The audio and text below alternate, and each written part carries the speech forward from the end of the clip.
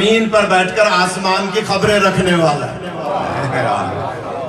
فرمایا جابر جب ہم پانچوں کے پانچوں چادر میں جمع ہو گئے تو جبرائیل امین نے اللہ سے سوال کیا، پوری کر دو یہ بات، کہ یہ چادر کے نیچے ہیں کون؟ میں نے دستبستہ گزارش کی، اے جبرائیل امین علیہ السلام، آپ صبح شام تو ان کی چکی چلاتے ہیں۔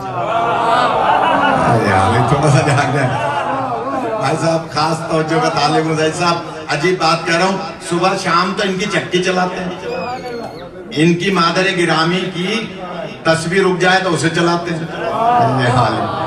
بی بی کی تسبیح اگر رک جاتی تھی تو چلتی تھی، خود جبرائیل چلاتے تھے، دروازے پہ آتے تھے۔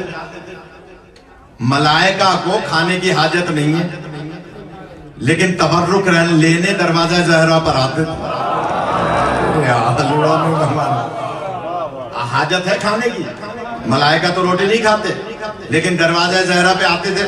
تو میں نے کہا کہ اے جبرائیل امین، آپ صبح شام تو تشریف لاتے ہیں، آپ کو پتہ نہیں یہ چادر کے نیچے کون ہے؟ ایک بات مسیس آگا میں پڑھ رہا تھا 2-3 سال پہلے، باب العلم امام بارگاہ جو ہے مسیس آگا میں، اس میں پڑھ رہا تھا آیت تطہیر پر پورا اشرف۔ تو وہاں ایک بچے نے پرچہ لکھ کے بھیجا کہ جناب یہ چادر تھی یا کوئی شامیانہ تھا، اس لیے کہ چادر میں زیادہ سے زیادہ 2 آئیں گے، ڈبل بیڈ والی چادر ہوگی 2 آئیں گے، اور یمنی چادر، ابھی تذکرہ کر رہے تھے حیدر پھپھا کہ مدینے سے جو یمنی چادر ملتی ہے وہ کتنی ہوتی ہے؟ عام چادر سے بھی چھوٹی ہوتی ہے۔ میں ہر سال حاجیوں کو دلواتا ہوں وہاں آیت اللہ عامری کے دفتر سے، آیت اللہ عامری جہاں دسترخوان سجتا ہے مولا حسن علیہ السلام کا، وہاں سے وہ ہر سال اپنے حاجیوں کو کفن میں رکھتے ہیں، تبرکن لیتے ہیں، وہ وہاں سے ہم دلواتے ہیں، اس کو یمنی چادر کہتے ہیں۔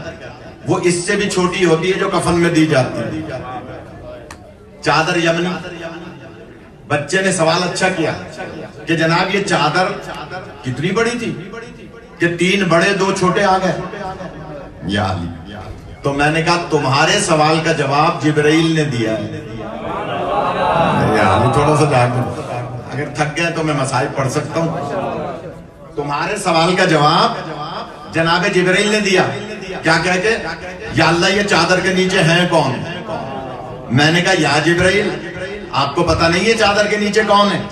تو شاید جواب آئے گا اتنی سی بات سمجھ میں نہیں آتی، یہ 5 جب جدا ہوتے ہیں تو پہچاننے میں آتے ہیں، جب ایک ہو جاتے ہیں تو ایک نور ہو جاتے ہیں، اور جب نور ہو جاتے ہیں تو مجھ جیسے کہ پہچاننے میں نہیں آتے ہیں۔